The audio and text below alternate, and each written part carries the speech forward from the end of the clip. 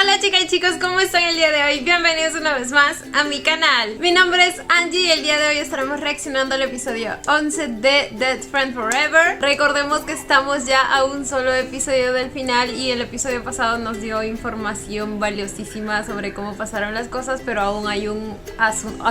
hay cierta parte de la historia que queda pendiente de la cual pues no sabemos. O sea, literalmente miles de cosas pudieron haber pasado y en las cuales al parecer también está implicado White. Ya les dije yo mi pequeña teoría al final del episodio pasado por escrito. Lamentablemente a este punto saben que yo pienso que realmente Non y el profesor Ken están ya muertos. O sea, T en el episodio pasado casi que lo dijo explícitamente, entonces yo solo espero que pague el que tenga que pagar. No sé si por la mano de Tang. Leí por ahí teorías de que quizá Pi terminaba disparándole a Tang, lo cual la verdad no creo que pase. No creo que Pi termine disparándole a nadie a pesar de estar a punto de hacerlo. No creo que al final lo haga, pero sí me causa bastante intriga la información que va a descubrir para que lo lleve al punto de agarrar el arma y estar a punto de usarla, ¿me entienden? Pero bueno chicos, antes de comenzar no olviden apoyar el canal con un like, una suscripción o un super gracias. De verdad que con cualquiera de esos me ayudan muchísimo. Ahora sí, sin nada más que decir, comencemos con el video.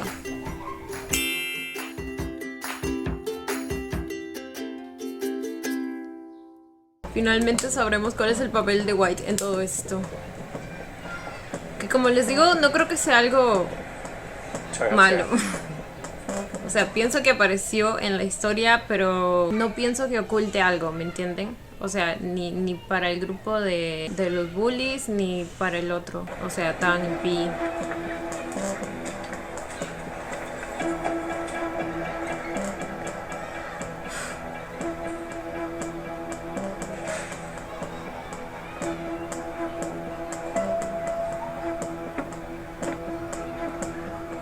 El audio se escucha medio raro, ¿no? Recuperé mi laptop, no sé si se los dije. No se los dije. ใช่ครับคืนนี้ครับเสียมึงดูราคาดีๆล่ะไอ้พวกนี้แม่งชอบกดราคาใช่ครับคืนนี้ครับเสีย Le iban a enviar lejos. มึงดูราคาดีๆล่ะไอ้พวกนี้แม่งชอบกดราคาสภาพมันเลอะเทอะแบบเนี้ย พี่โน้ต แต่อายุมันยังน้อยแล้วไม่กินบุหรี่ไม่สูบมันจะขายได้ตับไต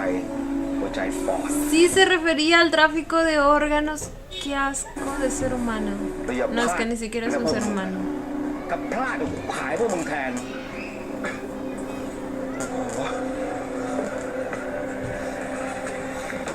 ผมเองไอ้ตีมึงมาทำไมวะอาจะขายนนท์เหรอเราไม่ได้คุยกันไว้แบบนี้นี่ไม่ต่างอะไรจากการฆ่าเลยนะ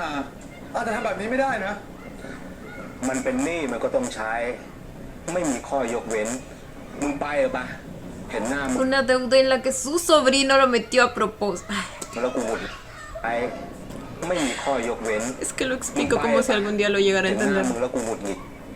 นี่มันเพื่อนผมนะอาไหนอาบอกว่าจะไม่ฆ่ามึงไงถ้าจะผิดสัญญาดิ Amigo, dice. ไหนอาบอกว่าจะไม่ Amigo. ฆ่ามึงไงถ้าจะผิดสัญญาดิอาใช้งานผมแค่ไหนก็ได้ผมยอมทุกอย่างแต่อาอย่าขายมาเลยนะอะไรของมึงวะไอ้ตีกูขาดคุณเรื่องเงินกูเดือดร้อนเพราะข่าวมันปล่อยมึงให้กูทำยังไงผลประโยชน์ที่กูเสียมันก็ต้องมีคนรับผิดชอบสิวะก็ให้มันทำอย่างอื่นก็ได้จะให้มันดูแลบ่อนดูแลบัญชีม้าเดี๋ยวเป็นเด็กรับใช้อาโดยที่ไม่ต้องจ่ายเงินไม่ดีหรออาไอ้ที่เราชิบหายทุกวันเนี้ยเพราะว่ามันพลาดไงให้โอกาสอีกสักครั้งหน้ารับรองว่าคราวนี้มันไม่พลาดแน่ผมจะคอยประกบดูมันเอง2 เท่าของอวัยวะมันเนี่ยได้แค่ดอกนะเว้ยไม่รวมต้น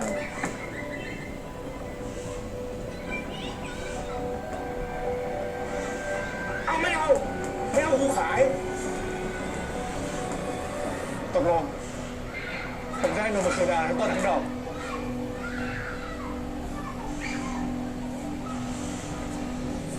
Genial, más deudas. Pero sí, o sea, se nota que no quería que lo matara ni que lo vendiera e hizo todo lo posible para que eso no pase.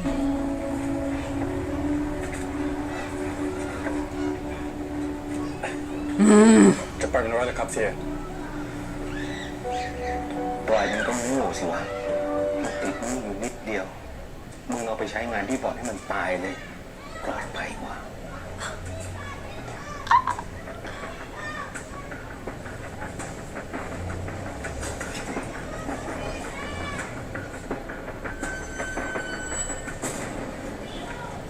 En el casino.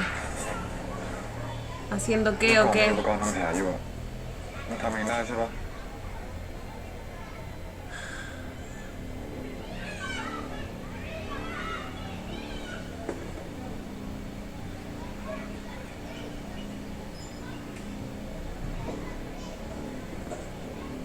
¿Cómo puede alguien ser tan...? แกวางยาเรา ส่งตัวเราให้เสีย แกส่งเรามาตายด้วย แกมาช่วยเราทำไม กูไม่ได้อยากส่งมึงมาตายกูบอกว่าช่วยมึงหาเงินมาคืนให้เลยให้เอาตัวมึงมาเขาจะไปคิดว่าเขาจะขายอวัยวะมึงจริงๆคืนให้เขาจะไปคิดว่าเขาจะขายอวัยวะมึงจริงๆวะ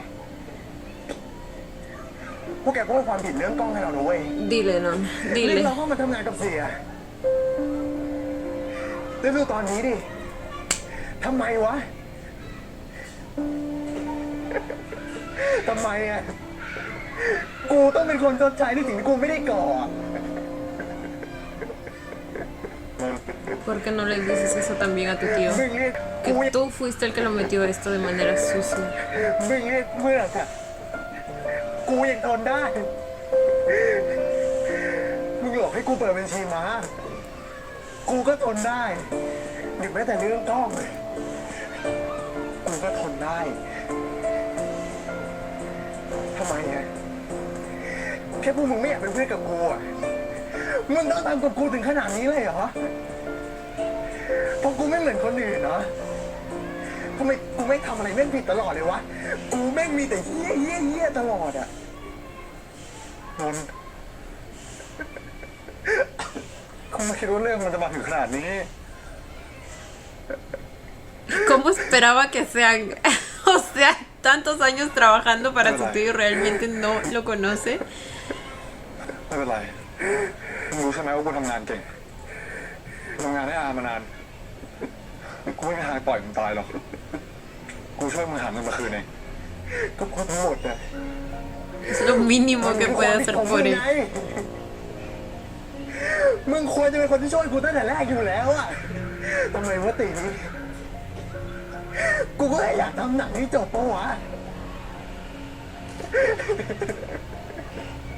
ถ้ามึงไม่เห็นกูเป็นเพื่อนอะอย่างมากกูก็ขยายโรงเรียนก็ได้ ทำไมมึงต้องทำกับกูถึงขนาดนี้เลยทำไม Ay, toda la paliza que le dieron, imagínense.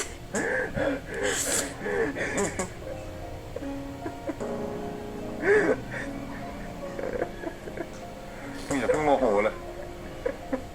เดี๋ยวจะเจ็บหนักมันมากกว่าเดิม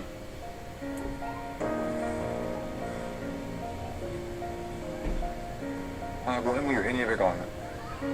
จะได้ทำงานให้เต็มที่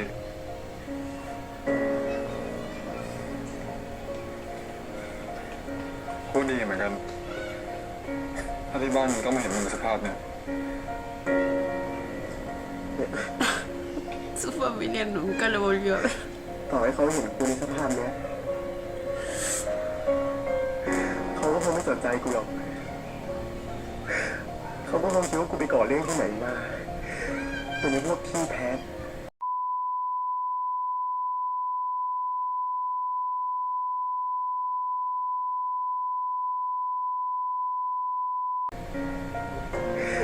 เขาก็คงจะสนใจแต่พี่ชายกูที่อยู่เมืองนอกมากกว่า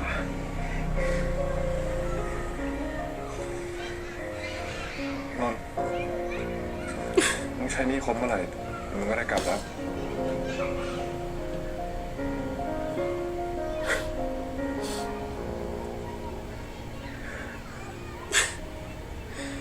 ก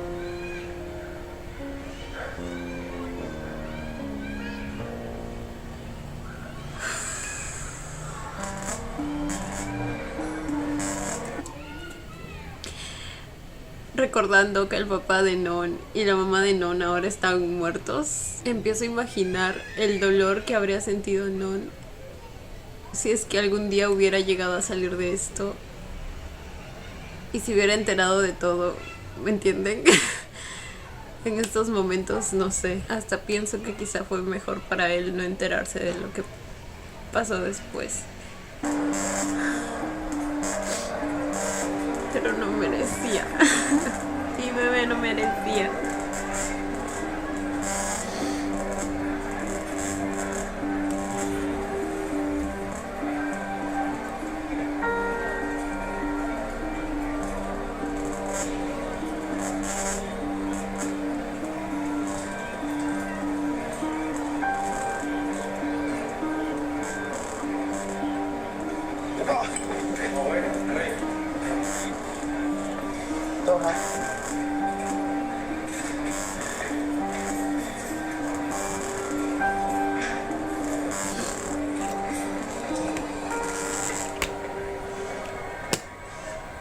เอ้าอย่างนี้มึงต้องเข้างานทุกวันแล้วเหรอกูนึกว่าลูกรักเสียแบบมึงอะ Este es el chico que le estaba haciendo masajes al tío, ¿verdad? ทำที่ไหนก็ได้สิทำไมกูทำอะไรกูต้องรายงานมึงด้วยเหรอทำที่ไหนแม่งก็เหี้ยเหมือนกันอยู่ดีแหละ Dijo el sobrino favorito. ¿Hay más? ¿Será que él es uno y son primos? นี่ไองานแบบนี้นี่แหละทำให้มึงไม่ต้องไปนอนข้างถนนมีชีวิตปกติแบบทุกวันนี้แล้วเว้ยพูดอะไร Vida normal. กูนิดนึง ¿A eso le llamas vida normal?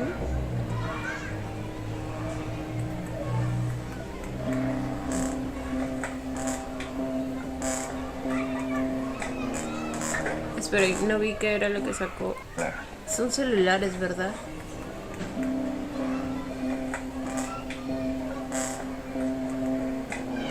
Y luego eso, ¿son pasaportes?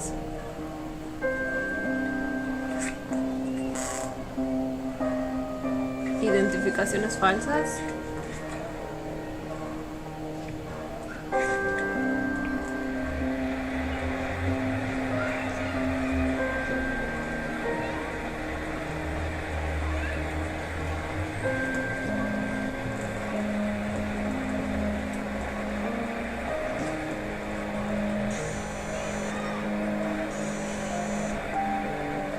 ฮัลโหลเขากำลังจะกลับจากพาร์ทไทม์อ่ะโอเคนี่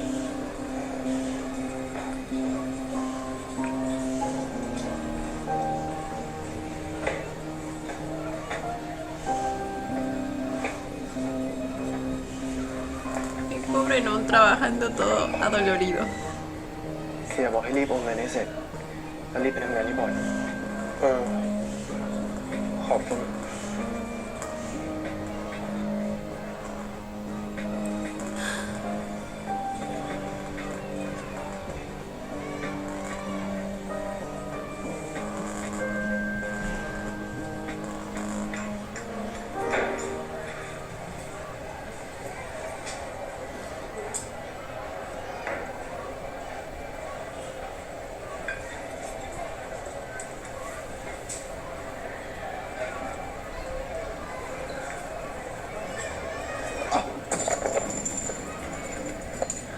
เฮ้ย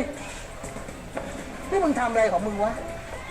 ไหนมึงลุกขึ้นสิ Está todo débil, ¿no ven? กูยิ่งเสียอยู่นะเว้ยฮะ ใจเย็นนะเฮียเด็กคนยังใหม่ เฮ้ย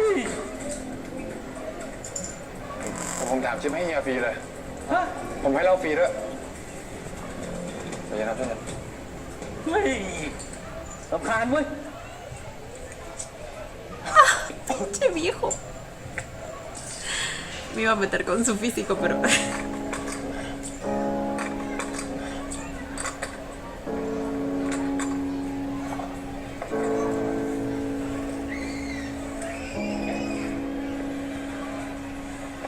ดูโต๊ะนั้นนะ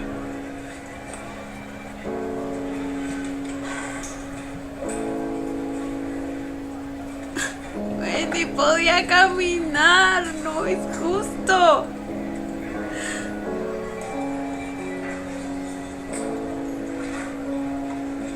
นี่ช่วงนี้คือมึงต้องดูแลเด็กนี่ขนาดนี้เลยเหรอวะแล้วมึงนะแถมยังคิดทั้งเหล่าให้ลูกค้าขนาดเนี้ยเดี๋ยววิสุทธิ์เย็นก็หักตังค์มึงหรอก หักก็หักไปดิทำอะไรไม่ได้อยู่ดี มึงดูมีความลับปะมันสำคัญขนาดนั้นเลยมึงชอบมันเหรอ ก็เฮียละมันเป็นเพื่อนในกลุ่มเดียวกันนะ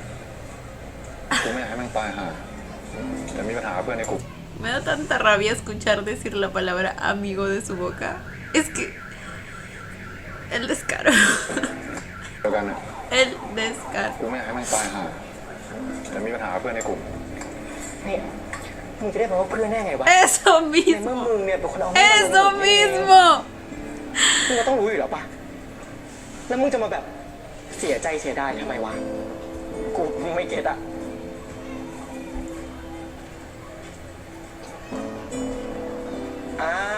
กูไม่พูดจี้จะทำมึงแล้วเดี๋ยวกูช่วยทำงานแทนมึงเพิ่มสักชั่วโมงนึงแล้วกันมึงจะได้ไม่โดนหักตังค์ ขอบใจวะ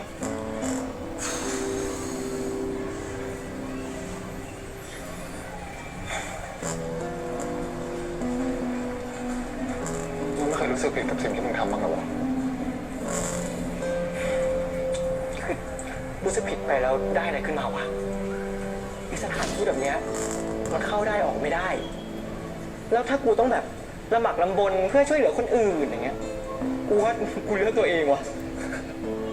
มึงไม่เลือกตัวเองเหรอ No me cabe duda. กำลังทำพี่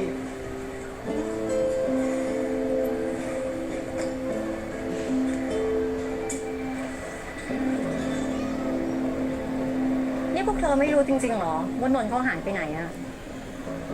พวกผมก็ไม่รู้เหมือนกันครับครูติดต่อมันไม่ได้เลยเหมือนกันครับ ครูเองก็โทรไปหานนท์เขาที่บ้านเหมือนกันนะ จะติดต่อพ่อแม่เขาหรือว่าคนในบ้านก็ติดต่อไม่ได้เลยอะแล้วขาดเรียนบ่อยแบบเนี้ยมันจะมีผลต่อการสอบเข้ามหาลัยได้นะ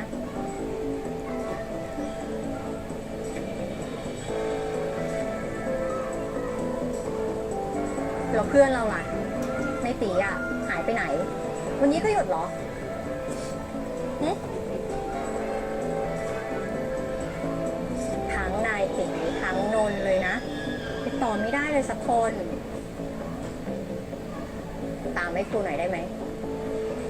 ได้ครับ Esperen que... ทั้งนายตีทั้งนนท์เลยนะติดต่อไม่ได้เลยสักคน Dan también. ตามให้ครูหน่อยได้ไหม ได้ครับ จะแย่เอานะตอนสอบอ่ะ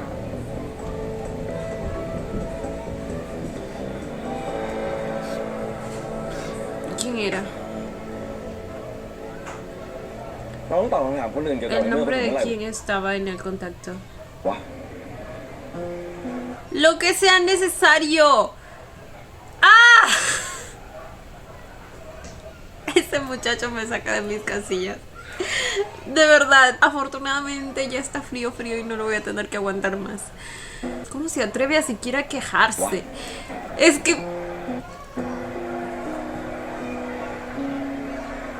ไอ้เมือกไม่หายตัวไปอย่างเงี้ยใจไม่ดีเลยวะ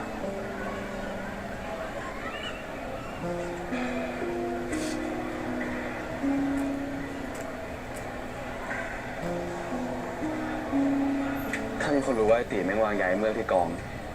ทำไงดีวะก็แค่ไม่พูดถึงเรื่องไอ้เมือกไงไม่พูดก็ไม่รู้เปล่าวะเชื่อใจให้ตีหน่อยดิมันบอกไม่มีอะไรก็คือไม่มีอะไรกูว่านะเดี๋ยวเมืองแม่งก็คงกลับมาเรียนเองอะอยู่ที่ว่า Y dejaron que pasaran 3 años. 3 años y prefirieron no enterarse de la verdad. O sea, no, es que la verdad creo que al final a ninguno de ellos les importó. O sea, อยู่ที่ว่ามันจะกลับมาเมื่อไหร่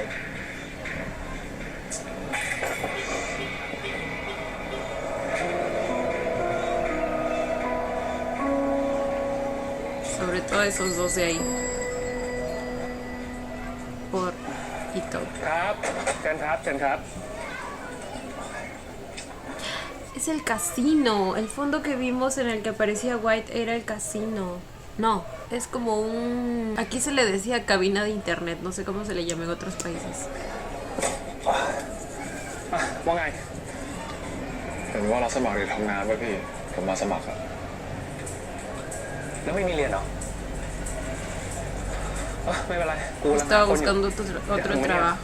นั่งนี่ก่อนเนี่ยงานมันก็ไม่มีอะไรหรอก มันก็มีบัตรคิวใช่ป่ะมีตัวเลขแล้วก็กรอกใส่คอมแค่นั้นแหละส่วนขนมเนี่ยมันมีตัวเลขบอกอยู่แล้ว แต่มึงอ่ะใส่ชุดนี้มาทำงานไม่ได้นะมึงต้องไปเปลี่ยนชุดนะมีอะไรไม่เข้าใจป่ะ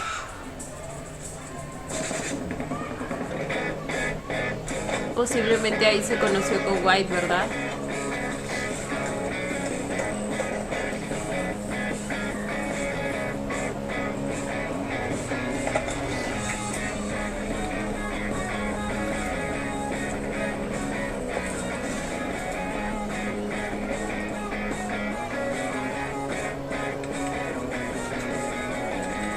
พี่ได้พี่รอเลยพี่อีก10 วิ5 4 3 2วับเจอแล้วขอเบิ้ลไหนอยู่ไหนวะสับเร็วหาได้วายพี่ละพี่มีใบนี้ด้วยเหรอสนใจแล้วล่ะสนพี่เท่าไหร่พี่5,000เอาวะเอาพี่ Así empezó a conseguir más dinero. นี่เอาเรื่องเลยแม่มาจากไหนอะมึงไม่ต้องถามมากหรอกมันไม่ห้ามกูซะเฮ้ยกูบอกช่วยก็คือจะช่วยดิวะมันจะได้ออกจากที่นี่ไว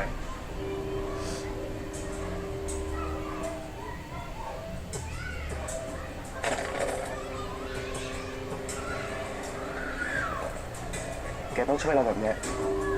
มันก็ถูกแล้ว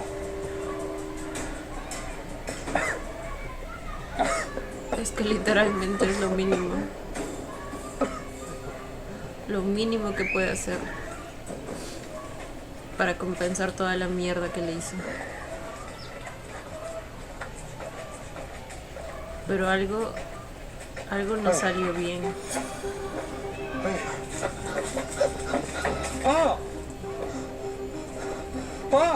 Porque pues no pudo salir de ahí.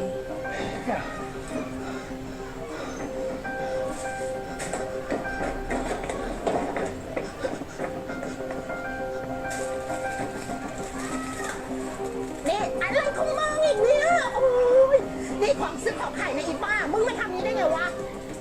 มึงเอาที่เงินคืนกูเลยนะ เฮ้ยกูไม่มีอะไรจะคืน บอกอีนั่นเนี่ยนี่มาคืนกูเอามาคืนกูเดี๋ยวนี้พ่อ Su papá estaba mal de la cabeza. พ่ออยู่ไหนอะพ่อ ไอ้บ้ามึงจับไอ้บ้าได้ปะเฮ้ยมาทำอะไรของซื้อของขายกูจะตายหมดแล้ว มึงจะให้พระละกูกินมึงให้ตายหาไปเลยพ่อ Raju. มึงมาโยกมาละลานกูถูกบานโอ้ยเนี่ยไม่ได้ตายหาไปเอาไปเฮ้ยอะไรวะไปกู ขอโทษนะพ่อนะพ่ออย่างนั้นแหละ นี่นะถ้ามันบ้านี่นะมึงก็ขังมันไว้ในบ้าน El padre de Ti está peor de lo que pensé. O sea, yo pensé que estaba enfermo, จริงๆครับตอนนี้ผมยังไม่มี enfermo de algo ตำรวจ físico, no de algo mental, ¿me entienden? ขังไว้ในป่าโอ้ย Aunque el cerebro también es algo físico. Pero ustedes me entienden a qué me refiero. เอาที่กูคืนกูอยากเอาที่กูคืนปล่อยกูอยากเอาที่กูคืนไป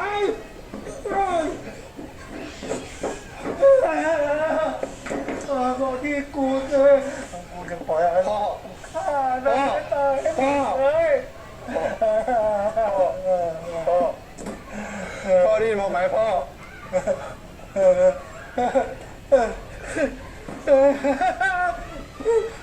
พ่อ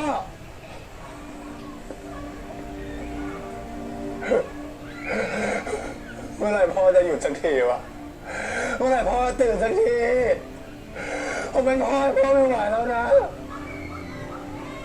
ต้องเป็นพ่อดีที่ดูแลผมอ่ะ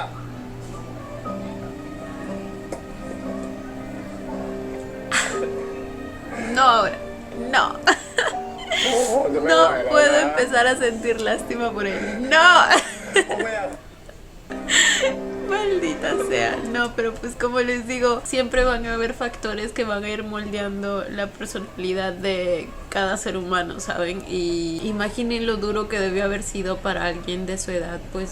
llevar esa carga prácticamente, como él mismo lo dice, convertirse en el padre de su padre. O sea, prácticamente estaba solo, desamparado, e imaginen lo fácil que fue para su tío pues meterlo en el mundo en el que está ahora. Y el estar metido en un entorno así 24/7 obviamente te vuelve alguien frío, alguien inescrupuloso, alguien... ¿Me entienden? Tan rata como su tío. De alguna manera ahora me hace sentido que pues se haya fijado en alguien como White, porque creo que solo alguien como él, tan lleno de luz, de brillo, podría hacerlo sobrevivir ante tanta oscuridad, ¿saben?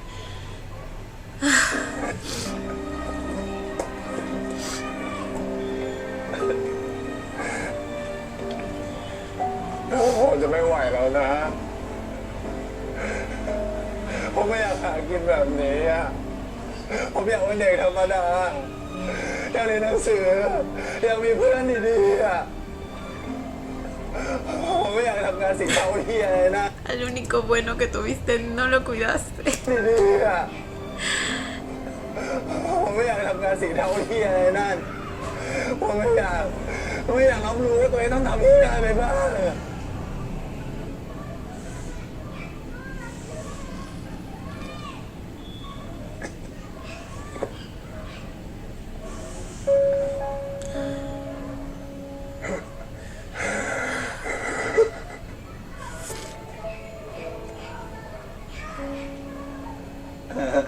ผมบอกแล้วนะเว้ยเนี่ย ผมบอกแล้วนี่ก็มี เหมือนกันเลยว่ะ เหมือนกันเลยแก่แล้ว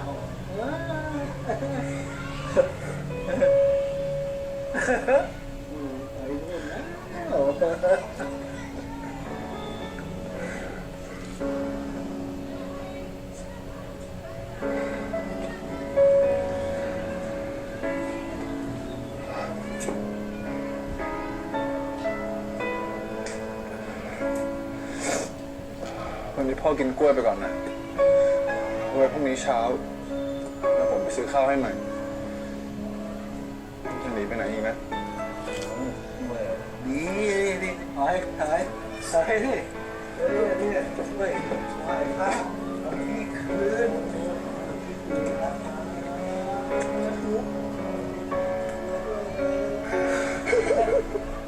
วนกัน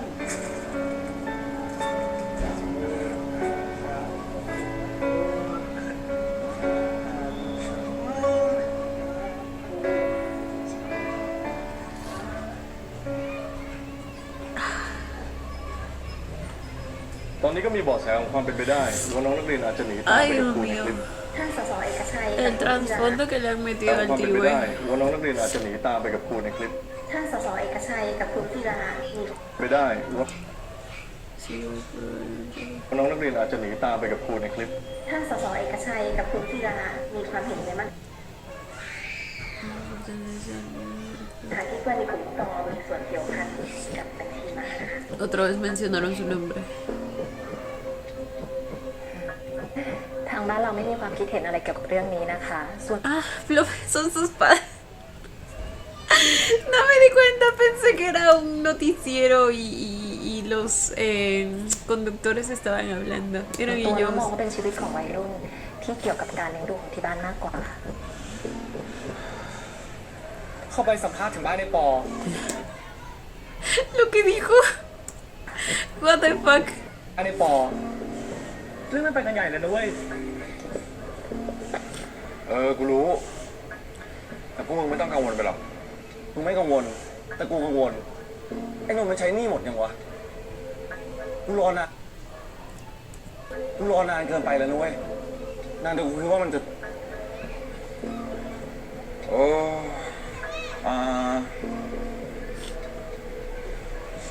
คงแขกตาดูนี่กูส่งมาให้กูเก่งมันถ่ายตัวไอ้นนท์ไปแล้วไอ้นนท์มันหนีไปอยู่กูเก่งแล้วจริง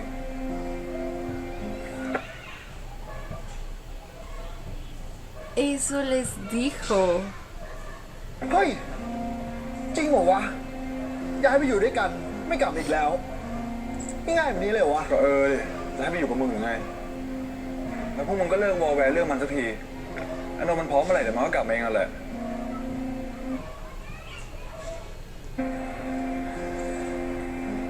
นนท์ Ahora tiene sentido la actitud de Jin. คงรักกูเก่งจริงๆแหละ แต่กูเข้าใจมันนะเว้ย คลิปแม่งเฉาขนาดนั้นน่ะ ถ้าจะให้ทำใจกลับมาเรียนเลยแม่งก็คงลำบาก แล้วคลิปแม่งก็ว่อนเน็ตอีก ถ้าเป็นกูนะ กูคงย้ายโรงเรียนย้ายบ้านหนีอ่ะ ถ้ารู้ว่า Le disgusta cuando habla top, se los juro. สุดท้ายนะความรักไม่ได้ทำให้คนเสียคนได้จริงๆว่ะ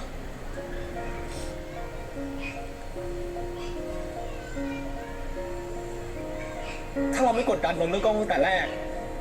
เรื่องแบบนี้มันคงไม่เกิดขึ้นหรอกเลยเรื่องมันบอกกูเลิกก็จริงอ่ะ แต่เราก็ผิดด้วยกันทั้งหมดอ่ะ หนังสั้นก็ทำด้วยกัน ทีนี้เสือกบอกว่ากูผิดคนเดียว ถ้ามึงอยากจะโทษใครนะเว้ย Cada uno asuma su parte, la มึง verdad. ไม่ได้กูเก่งนุ่น Pero sí, es que les juro que lo odio más a él. Es que me llegaba a lo que no tengo. ถ้ามึงอยากจะโทษใครนะเว้ย มึงไม่ได้กูเก่งนุ่น เป็นครูแท้ๆ มึงเสือกหลอกลวงเด็กที่อาชิบหาย ¿Y con quién qué hicieron? ¿A él sí lo mataron? ¿Lo vendieron? ¿Vendieron sus órganos?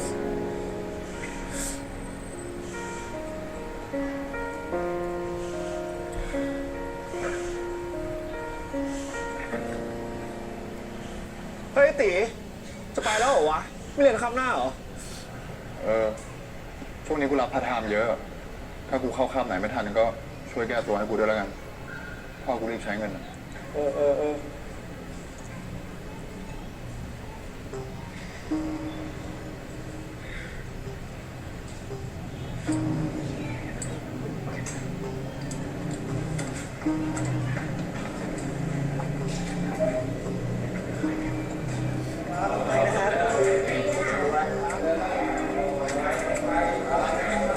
วันนี้นอนมาทำงานปะกูรู้อ่ะ เต๋ ฮะ เพื่อนมึงอยู่ข้างบนปะก็เมื่อกี้กูได้ยินสุริเย็นมาสั่งลูกน้อง ให้ขึ้นไปห้องพักเด็ก บอกให้ไปเก็บคนน่ะเล่นไปสายไปอุ้มเพื่อนมึงปะเชี่ยทำไม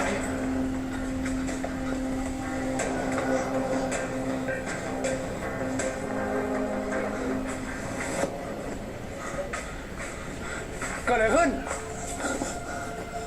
¿Qué? กูถามว่าเกิดอะไรขึ้น ¿Qué? เกิดอะไรขึ้นกับมัน ฮะ Habla, habla. ไอ้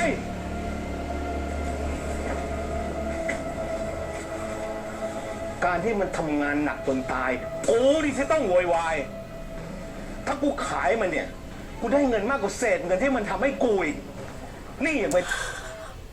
Es un hijo de puta. ได้นะมันตาย ¿Cómo puede hablar tan fríamente de alguien que está muerto y por su culpa?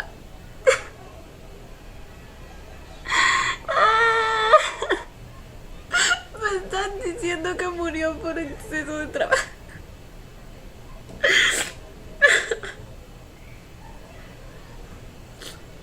ซะก่อน กูอยากจะรู้นะ การที่มึงช่วยมันหาเงินหามรุ่งหามค่ำเนี่ย มันเปลี่ยนแปลงอะไรมาได้ไหมสุดท้ายมันก็เหมือนเดิม การที่มึงช่วยมันหาเงินหามรุ่งหามค่ำเนี่ย มันเปลี่ยนแปลงอะไรมันได้ไหมสุดท้ายมันก็เหมือนเดิม ผมไม่ได้อยากให้มันตาย แต่มันก็เกิดขึ้นแล้ว มึงโชคดีนะ ที่เป็นหลานกู มันก็แค่เด็กคนหนึ่ง ตอนนี้มึงหาคนใหม่มาให้กูรัก Y si realmente no está muerto, se hizo algo más con él, porque nadie, o sea, Tino revisó sus signos vitales, tampoco sé si sabía cómo hacerlo, pero me entiende que siento que aún hay una posibilidad ครั้งนี้แล้วกัน de que esté vivo. นี่อันเหลือความเป็นคนอยู่ปะวะ คนตายไปทั้งคนด้วยไม่ใช่ผมหาเด็กคนอื่นมาแทนอีกเหรอ Para él กู son ไม่เคย como, บังคับมึงให้ทำ como งานนะเว้ย objetos. มึงเป็นคนของานจากกู เพื่อเอาไปเลี้ยงพ่อมึงที่เป็นบ้า ถ้ามึงอยากเป็นคนดีนะ มึงไม่ต้องทำงานกับกู กูอยากรู้นะ ความดีของมึงเนี่ย เลี้ยงพ่อมึงได้ไหมเฮ้ยไปเลยไปนี่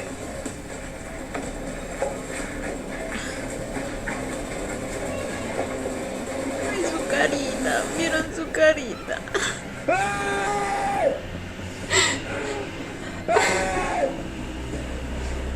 Estaba todo maltratado.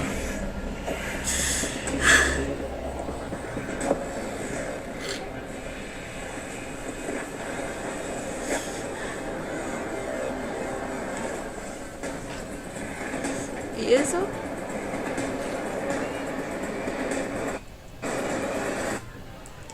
Es mucho pedir que me lo hasta la palabra se me fue. Que me lo subtitulen.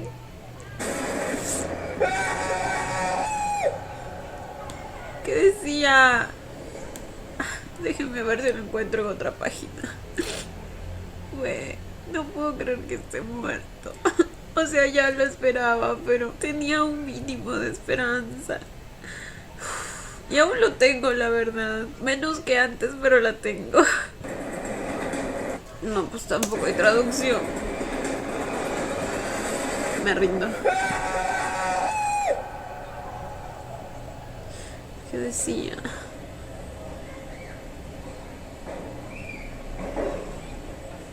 Por el grito, buenas noticias no eran.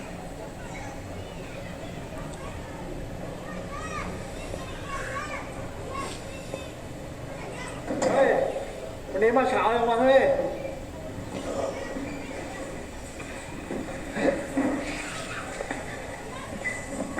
เชี่ยสภาพเป็นกับผีทำอะไรมาวะ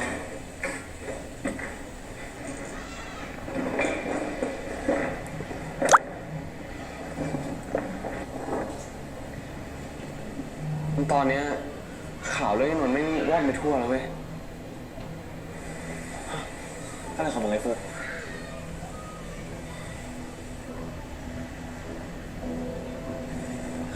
นี่ไงมึงดูดิแล้วข่าวแม่งสรุปเหมือนที่มึงบอกกับกูเป๊ะเลย ตอนเนี้ยแม่งเอาข่าวจังหวัดเรียบร้อยแล้ว Y la pinche policía corrupta. Como siempre. ก็มีคนมาถามกูอ่ะ กูแค่โชว์รูปที่ไอ้ติส่งให้เราดู แล้วเรื่องแม่งก็เลยไปทั่วเลยอ่ะ แต่ก็ De ดี él นะไม่ใช่เหรอวะ consiguieron la foto. คนอื่นแม่งจะได้เลิกถามสักทีว่าไอ้นนท์หายไปไหนเฮียเฮียไปหมดไม่มีเฮียอะไรสักอย่างเฮียตีมันมาเปล่าวะลมแม่งขึ้นลงกูก็ไม่รู้กูไม่ Aún เคย me pregunto qué favores เห็นมันเป็นแบบนี้เหมือนกัน le pedía constantemente a Top. เดี๋ยวมีอะไรมันก็บอกเราเองแหละ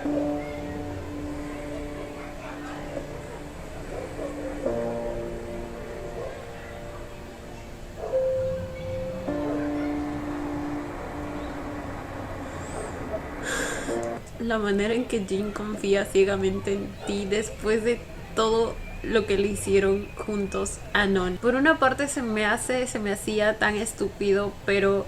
pues analizando todos los demás factores y desde su psicología, creo que sí me hace pues un poco de sentido, porque pues para este punto al parecer él no sabe nada sobre su tío, sobre en lo que está metido, sobre su trabajo, ¿me entienden? Entonces, si bien anteriormente él ha sido testigo de cómo T hizo las cosas que hizo con Non, aún así creo que hay una brecha enorme para poder llegar al punto de haber deducido lo que realmente pasó, ¿me entienden? O sea, creo que tiene todo el sentido del mundo que para él haya sido más fácil creer que Non se fugó con el profesor Ken a que por un momento se le haya cruzado la idea de pensar que Non había sido secuestrado por un narcotraficante, ¿me entienden? Sobre todo para el nivel de inmadurez que manejaba en ese entonces. O sea, al ser un personaje tan cobarde y al haber encontrado una solución tan fácil y repentina a todo lo que pasó, siento que inconscientemente prefirió no cuestionarse, prefirió creer en lo que le decían, prefirió obviar las señales que pudieron haberle servido para deducir en qué estaba metido T, como el hecho de haber drogado a Non ese día, ¿me entienden? Siento que así es como podría haber trabajado su psicología ahora que pues nos enteramos que T prácticamente les hizo creer a todos que Non había huido con el profesor Ken, y como les digo, para todos fue más fácil creer eso. Por fin el texto.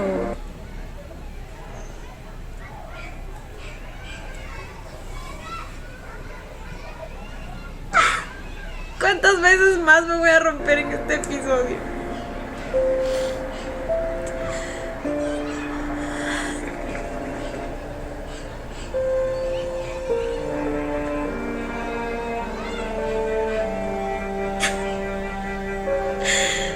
No merecías, no merecías.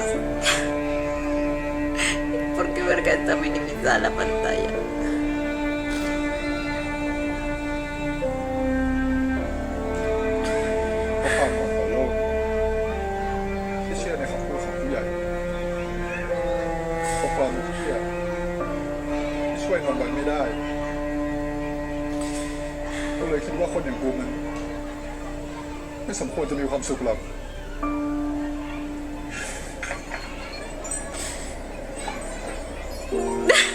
Y de pronto apareció su felicidad.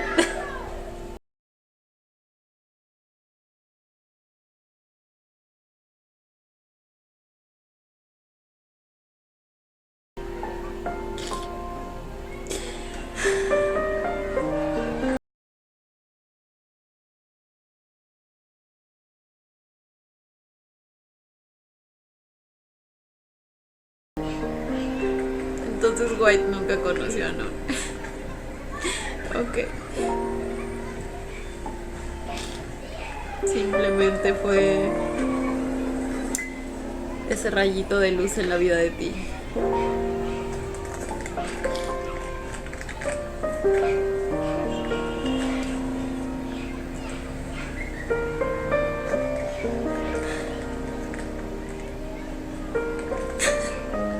Ni lo podía ver a los ojos.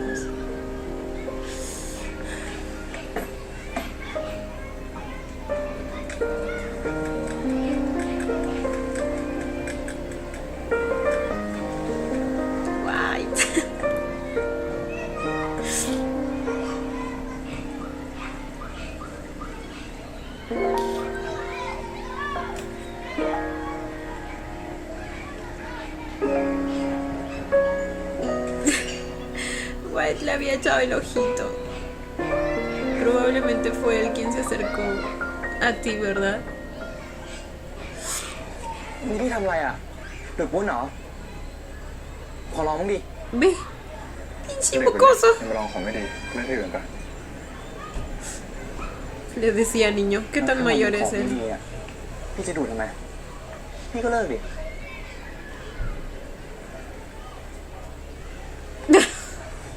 พูดมากจังวะ Pero White le gustaban malotes.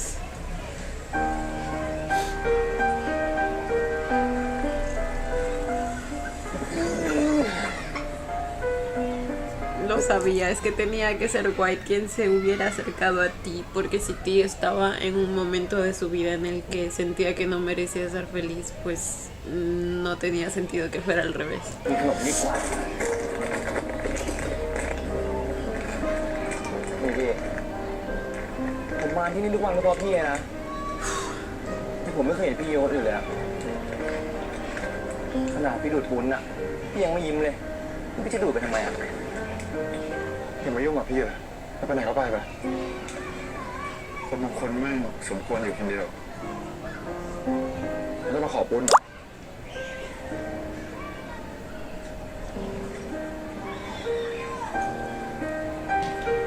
ผมเชื่อนะว่าทุกคนบนโลกเนี้ยไม่มีใครสมควรอยู่คนเดียวอะทำอะไรผิดก็แค่แก้ไข แค่นั้นเองเหรอในหัว Esperen, ¿qué? แค่ สมควรอยู่คนเดียวอะ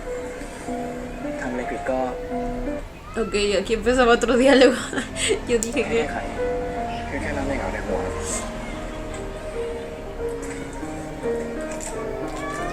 así White se lo fue ganando. มุมไหม อะไร เห็นไหม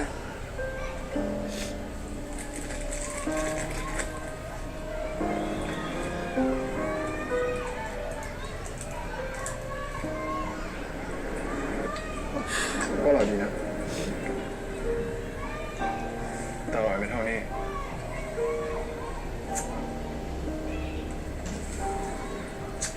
เห็นไหม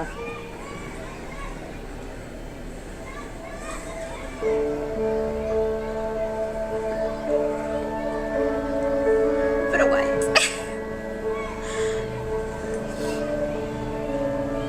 ¿Cómo es que no se ahogó? Yo la primera vez me ahogué.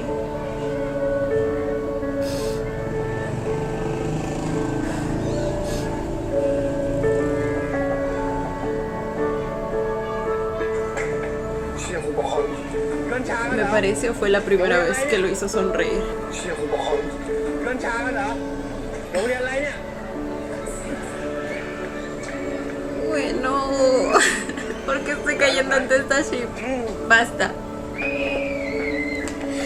Basta.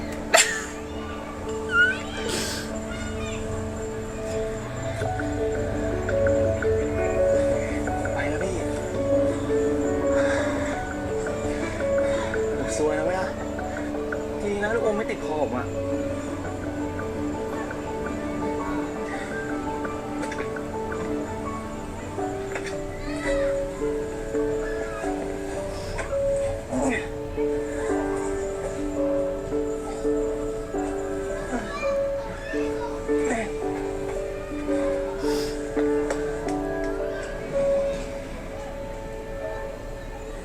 เหม็นหมดแล้ว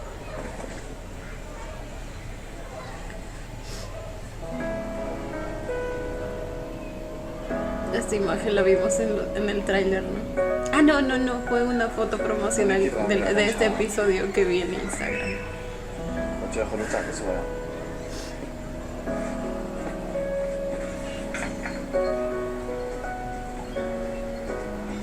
้ว พี่ผม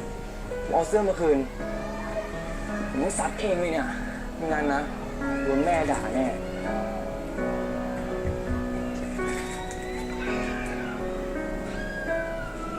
ดูดิ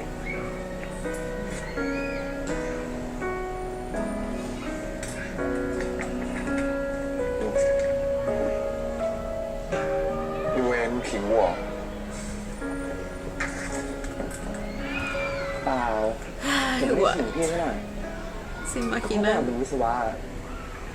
Después de todo esto, la decepción que sintió al enterarse de todo lo que pasó con Noel. หนังสือพวกเนี้ย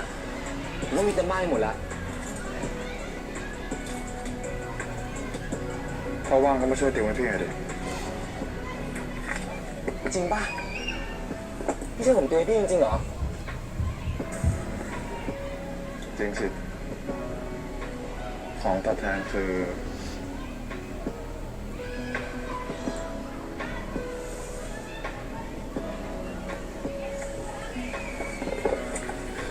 นี่เลย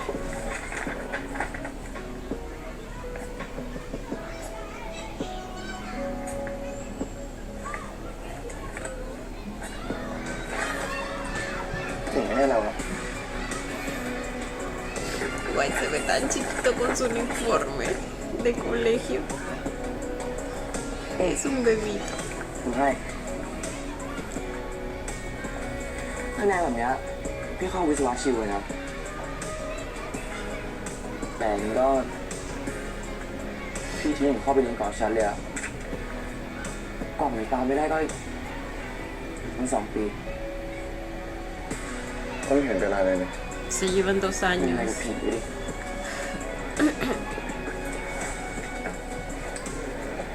ไม่เป็นไรจริงๆเขาก็จะลองอะ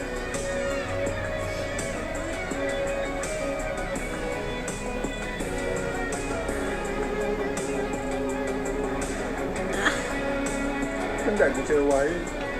กูก็เริ่มรู้จักความสุขเริ่มมีเป้าหมายกูอยากเริ่มทุกอย่างใหม่อยากเป็นคนที่ดีขึ้น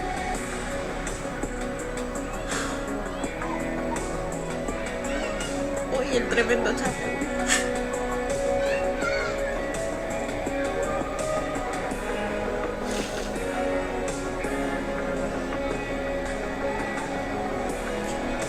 Dios, lo bien hecha que está esta historia, tanto que me siento dividida entre 1 millón de emociones, les juro. ไม่ตีไม่เคยบอกไว้เลยอะ ก็มันผ่านมาแล้วไง ไม่ตีแน่ใจใช่ไหมว่าพี่ไม่ได้ฆ่าพี่นนท์อะ ไม่ได้ทำไม่เคยคิดมาได้จะท มันมีไว้สับสนไปหมดแล้วอะ Esperen, si no fue nada referido a eso lo que hizo que Pi tomara el arma, ¿qué fue? ไม่รู้ว่าจะเชื่อพี่ตีได้ไหมอะ ำอดีตมันก็คืออดีตอะตอนนี้พี่เป็นคนใหม่แล้วนะไว้พี่เปลี่ยนเป็นคนใหม่ตั้งแต่วันที่ได้เจอกับไว้วันนั้น ไว้ก็บอกพี่เองไม่ใช่เหรอว่าทุกอย่างเปลี่ยนได้ไว้เป็นคนเปลี่ยนพี่แล้วพี่ก็ไม่มีวันกลับไปเป็นคนที่ไว้ไม่รู้จักเด็ดขาด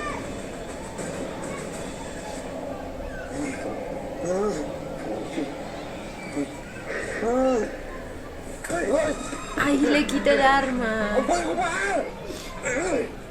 ไว้ Y ahí es cuando tan... มึงเลิกบ้าเลย เฮ้ยกูถ้ามึงยิงยังไงทุกคนมึงยิงไอ้ตีเลยสัตว์มึงสารภาพทุกอย่างแล้วนี่กูไม่เกี่ยวอะไรด้วยนะเว้ยมึงยิงมันเลย เอ้ยพี่ยิงแม่งดิ ¡Qué cara de Tan! Es que lo amo, les juro. Hace una interpretación de 10. ยิงแม่งดิ Güey. ยิงแม่งดินี่คือเวลาที่เรารอมานานแล้วนะพี่มึงรออะไรไอ้เหี้ยยังโดนยิง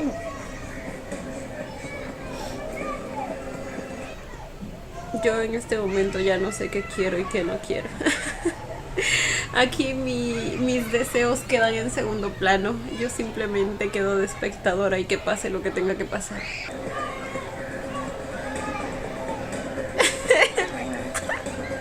Solo me queda apreciar las actuaciones, por Dios. ถ้าถึงเวลาผมจะรักพวกมันมารับผิดให้หมด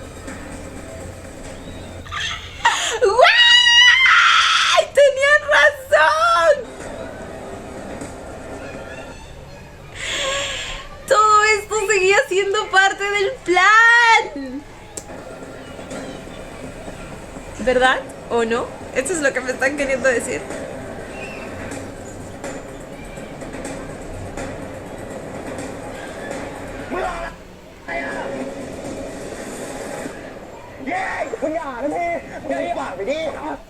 Quizás no necesariamente, pero en algún momento Pi supongo que pues también expresó sus deseos de hacerlo pagar. Ahora, el hacerlos pagar pues puede ser de diferentes maneras, así que no sé si esté dispuesto a matarlos. Ay, necesitaría saber qué dice ahí. Incluso White está ahí.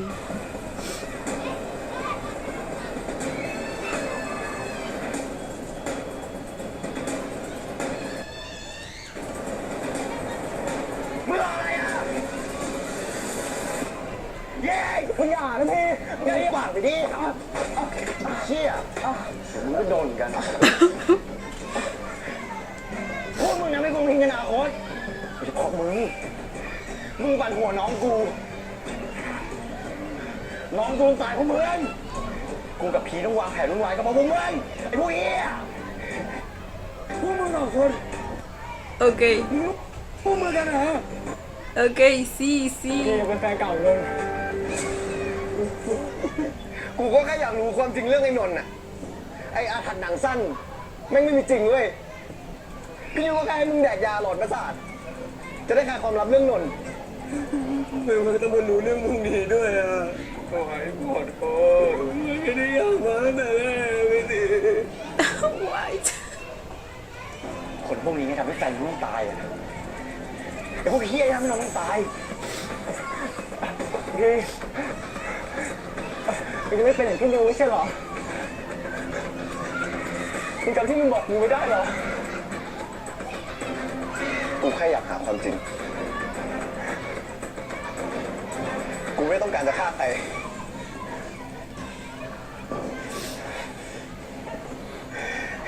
Uf. Sospechaba que este momento iba a llegar. กูรู้อยู่แล้วแหละคนอย่างมึงไม่รักน้องกูจริงหรอกห่างกันไปไม่กี่ปีมึงก็ไม่มีคนใหม่ละล่างกูเลยเสียใจแทนนนท์จริงเลยผมรักนนท์แต่พี่หนิวนี่มันเกินไปแล้วนะเว้ย Entiendo ambos puntos que les digo. El hecho de que Pi se haya enamorado tan fácilmente de Jin nuevamente sí me duele un poco, o sea, no lo voy a negar, pero esta situación creo que va más allá de eso.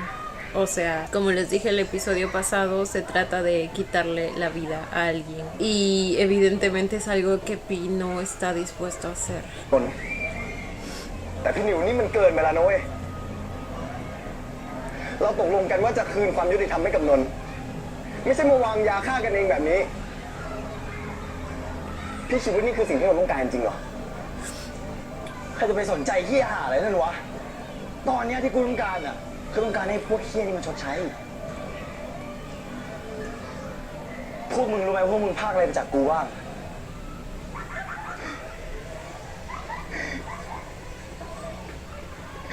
น้องกูดูปล่อย Ese คลิป flux sigue en el más allá. โอ้ลือว่าหนีตามผู้ชายจนหายสาบสูญให้กูถูกตามด่าจนตอมใจตายพ่อกูผูกคอตาย กูไม่เหลือเหี้ยอะไรแล้ว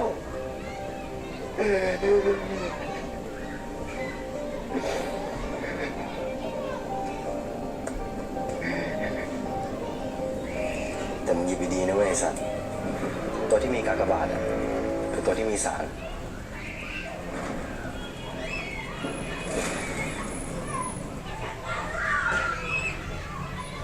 Quiere ver a su familia, bueno, por última ไม่ vez. ได้ไว้ใจมึง Nunca confío en él. จะเป็นสิ่งที่ทำเนี่ยอะไรก็ช่างกูไม่สอนสิ่งที่พวกมึงโดนตอนนี้กูไม่รู้เรื่องอะไรทั้งนั้นเว้ยพวกมึงต้องชดใช้พวกมึงต้องตายทุกคน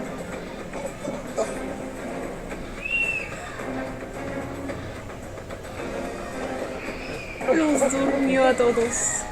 ¡Oh, la verga!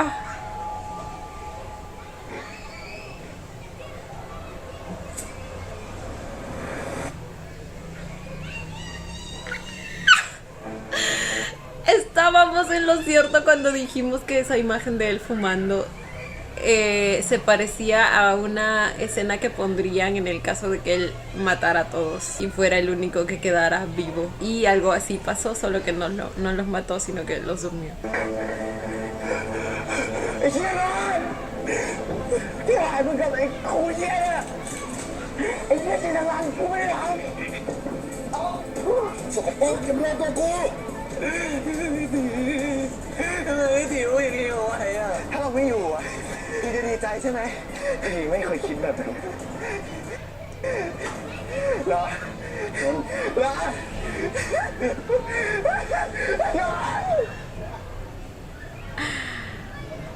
Cada uno va a tener sus diferentes alucinaciones con sus culpas y sus miedos y de alguna manera van a pagar. Pero me pregunto si eso será todo. Digo, si Tan los matara inmediatamente después de drogarlos no tendría sentido, ¿verdad? O sea, sí o sí los quiere hacer pasar por esas alucinaciones. Quiere torturarlos, quiere hacer que la conciencia los carcoma. Lo cual, la verdad, no me molesta. Pero me pregunto si el castigo queda ahí o es como simplemente una tortura antes de, pues, llevarlos al final, ¿me entienden? Antes de matarlos. Probablemente sea lo segundo, lo que piense o lo que planea hacer. Quiere jugar un poco con ellos antes de matarlos, pero probablemente al final no pase. Esa es mi teoría. Yo creo que al final no va a pasar. Y respecto a Tan, tengo miedo porque siento que él podría ser quien muera al final. Ahora, si es que hay alguien que lo vaya a matar, no creo que ese fuera a ser Pi.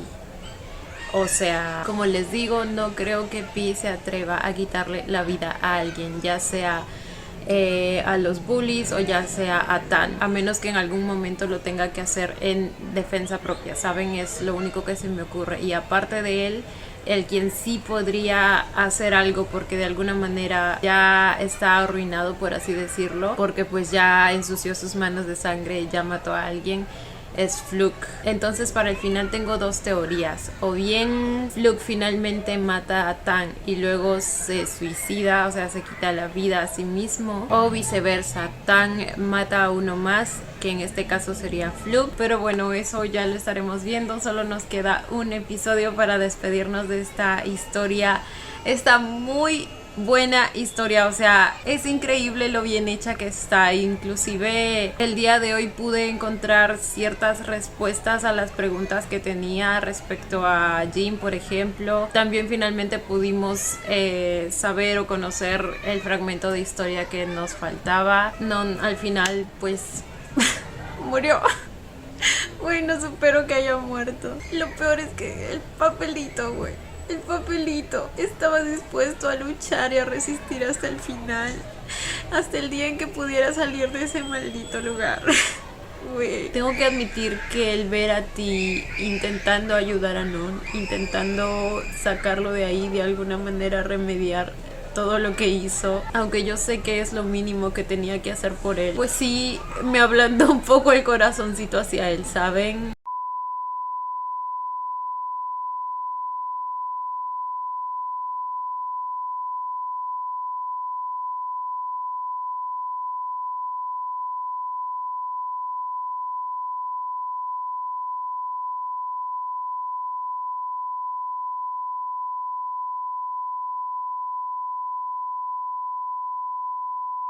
Pero bueno, chicos, nada, ya se me está anocheciendo. Cuéntenme ustedes también qué pensaron del episodio, porque pues estamos hablando de una situación demasiado compleja. Así que nada, chicos, como siempre yo los estaré leyendo. Cuéntenme todo lo que piensan ahí en la sección de comentarios. Pero bueno, chicos, esto ha sido todo por el video de hoy. Espero que les haya gustado. No olviden darle la manita arriba y suscribirse si les gustó el video. Si les gustó mucho, ya tienen el botón del super gracias activado por si quieren colaborar con el canal. Obviamente solo si así lo desean. Ya los estaré viendo en un próximo video. Bye. Los quiero. No olviden seguirme en Instagram.